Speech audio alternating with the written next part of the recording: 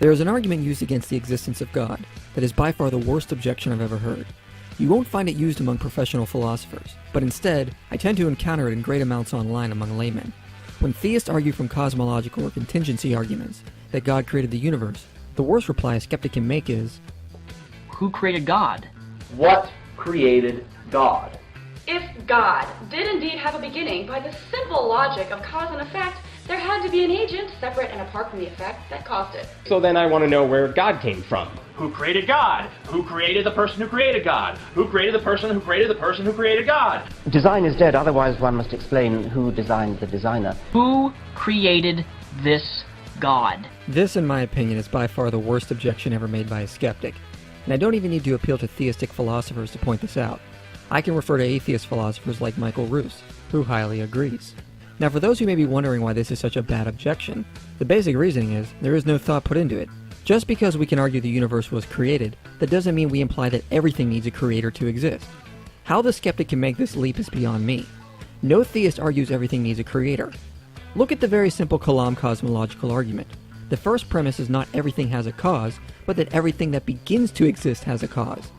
Obviously, we're not implying everything has a creator, but only things that have a beginning. My favorite cosmological argument, the Leibnizian version, makes this distinction very clear. Anything that exists has an explanation of its existence, either in the necessity of its own nature or in an external explanation.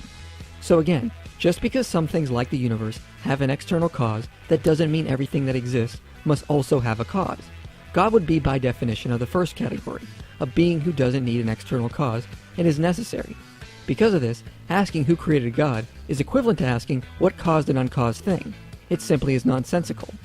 Basically, cosmological arguments have pointed out for centuries that since contingent things exist, like us, our existence can only be explained by appealing to external causes. However, this cannot go on infinitely. There has to be a first cause, an unmoved mover, which started this chain. Whatever this is, it would be necessary, not needing to be created, which is who we theists would then call God. So when theists argue the universe has a cause or an explanation, we are saying this infers a substance or a being that would be the first cause, and is uncreated and necessary, which we theists then argue would be who we call God. This is not special pleading, since the first mover would be uncaused by definition, and defined differently than contingent things, like the universe. Look at it this way. The atheist philosopher David Hume said the universe was necessary. If you would have gone to David Hume and tried to refute his theory the universe was uncaused, by asking if the universe is the explanation of our existence, then what created the universe, he would have simply replied he stated the universe is necessary, and therefore didn't need a creator. Now I bring this up because when I've tried to point this out to skeptics in the past, they commonly reply by saying, if God doesn't need a creator, then why does the universe? Why can't we just say the universe is necessary? Well, this was a prevalent belief of atheists before the 20th century, but the observable data in cosmology and physics has strongly refuted this possibility. An overwhelming amount of evidence now shows our space-time is contingent and had a beginning, so it cannot be necessary in and of itself. Now, of course, we can have a conversation over what is the most likely cause of the universe, and I've argued the theistic case in more detail elsewhere. But the basic point is simply asking who created God is a ridiculous objection, and I don't even need to appeal to theistic philosophers to point this out.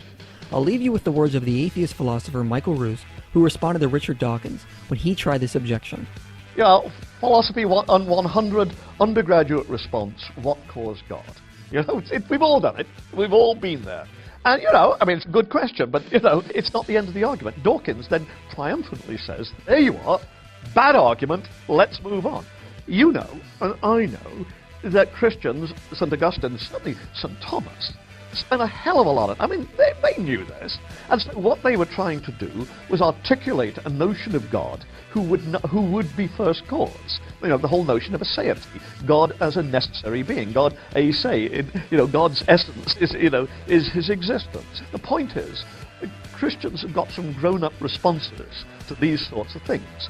And I think that Dawkins does a serious misservice to the cause of non-belief by not being prepared to take seriously the kinds of things that believers believe in. But more importantly, take step 3, for example. Step 3 says, the temptation to attribute the appearance of design to design itself is a false one, because the designer hypothesis immediately raises the larger problem of who designed the designer. Now, Dawkins' claim here is that you're not justified in inferring design as the best explanation for the complex order in the universe, because then a new problem arises immediately, namely, who designed the designer? And therefore, the design inference fails. Now, it seems to me that Dawkins' rejoinder here is flawed on at least two counts. First of all, in order to recognize an explanation is the best, you don't have to have an explanation of the explanation. In order to recognize an explanation as the best, you don't have to have an explanation of the explanation.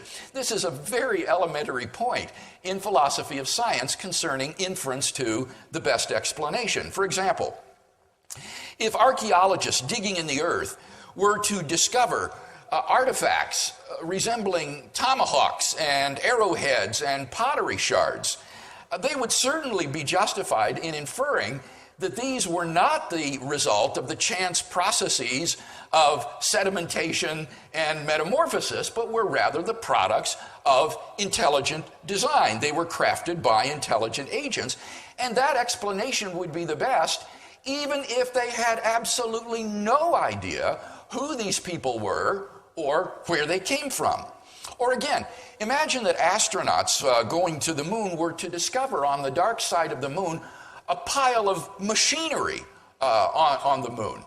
Clearly, they would be justified in inferring that this is the result of some sort of intelligent agency, perhaps extraterrestrial intelligent life, and that inference would be the best even if they had no explanation whatsoever of who these agents were or where they came from or how they got to the backside of the moon. So in order to recognize an explanation as the best explanation, you don't need to have an explanation of the explanation. In fact, requiring that you have to have an explanation of the explanation obviously immediately leads to an infinite regress, because then you would need an explanation of the explanation of the explanation, and so on to infinity, so that nothing could ever be explained and science would be destroyed. So ironically, this principle that Dawkins seems to assume here or embrace would actually be destructive of science itself. So in the case at hand, in order to recognize that intelligent design is the best explanation of the appearance of design in the universe, you don't need to be able to explain the designer. Second point, however, Dawkins thinks that in the case of a divine designer of the universe, the designer is just as complex as the thing to be explained, so that no advance in explanation is made. I think the more fundamental mistake that Dawkins makes is his assumption that a divine designer is just as complex as the contingent universe. And I think that's clearly false. As an unembodied mind, God is a remarkably simple entity. As a non-physical entity, a mind is incredibly simple because it has no parts. A mind isn't composed of different parts to be a composition. And as for the salient properties of a mind, things like self-consciousness, rationality, and volition, well, those are essential to a mind. A mind could not lack those properties and still be a mind. So in contrast to the contingent and variegated universe with all its different properties and constants and quantities and inexplicable appearances of design, a divine mind is startlingly simple. Certainly, such a mind may have complex ideas. That's true. This mind might be contemplating the infinitesimal calculus, which is a very complex idea. But the mind itself is a very simple entity, being an immaterial entity not composed of parts.